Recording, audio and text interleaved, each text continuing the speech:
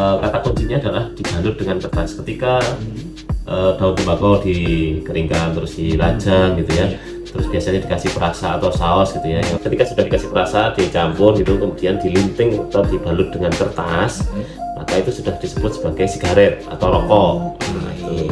Kemudian kalau sigaret itu juga macam-macam jenisnya, sigaret kretek tangan, tadi itu cara melintingnya dengan tangan. Ini biasanya ibu-ibu nih di pabriknya gitu ya, ibu atau mbak-mbak. Kemudian ada juga sigaret kretek mesin, berarti ngelintingnya dengan mesin.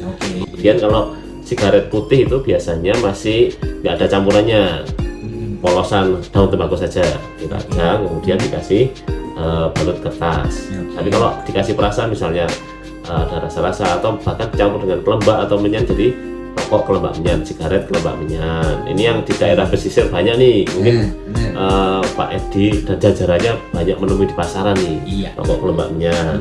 Kemudian kalau zaman dulu mungkin mbah-mbah kita rokok kelopot gitu ya, atau yang dilinting dengan daun jagung, maka disebutnya kelopot. Nah itu bukan sigaret tapi kelopot, karena ya pengemasnya berbeda.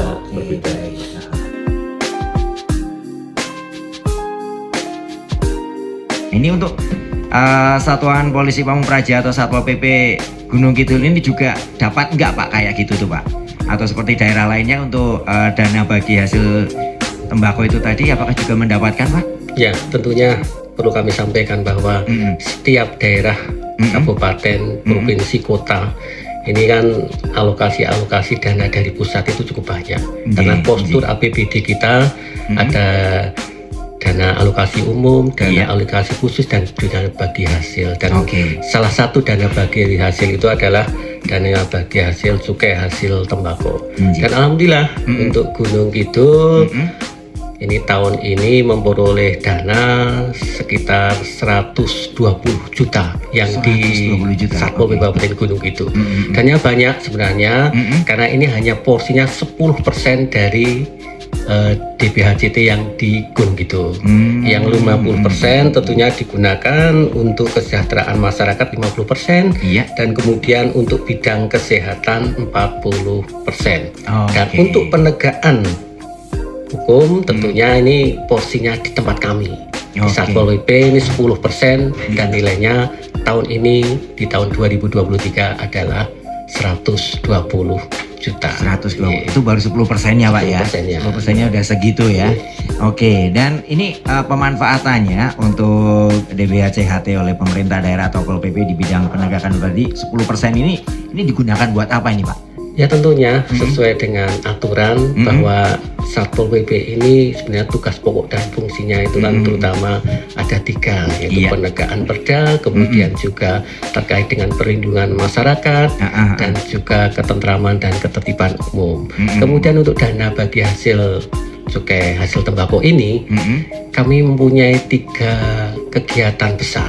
Artinya terkait yang pertama itu ya pencarian informasi, seperti tadi disampaikan yang ilegal itu di Kabupaten Gunung Kidul itu seperti apa. Sesuai dengan juga ini kegiatan kami biasa yang namanya deteksi dini, cegah dini, sehingga istilahnya intel kami Satpol PP ini ke lapangan mencari informasi tentang keberadaan rokok ilegal ini. Yang pertama. Kemudian kegiatan yang kedua ini kita lakukan kegiatan operasi. Di operasi bersama dengan teman-teman Bea Cukai, ketika ada informasi dan istilahnya ya satu kita laksanakan ke lapangan bersama-sama untuk ya akhirnya ya menemukan rokok yang ilegal tersebut. Kemudian kegiatan yang ketiga, kami kegiatan sosialisasi, artinya pencegahan bagaimana informasi tadi seperti yang disampaikan oleh Mas Bimo, bagaimana kita di Kabupaten Gunung Kidul ini terkait dengan dana bagi hasil cukai tembakau ini seperti apa, penggunaannya seperti apa, kemudian yang lebih spesifik sebenarnya rokok-rokok ilegal itu yang seperti apa. Kita lakukan sosialisasi, baik secara langsung maupun yang melalui radio seperti saat ini. Itu yang kita lakukan Mas. Baik.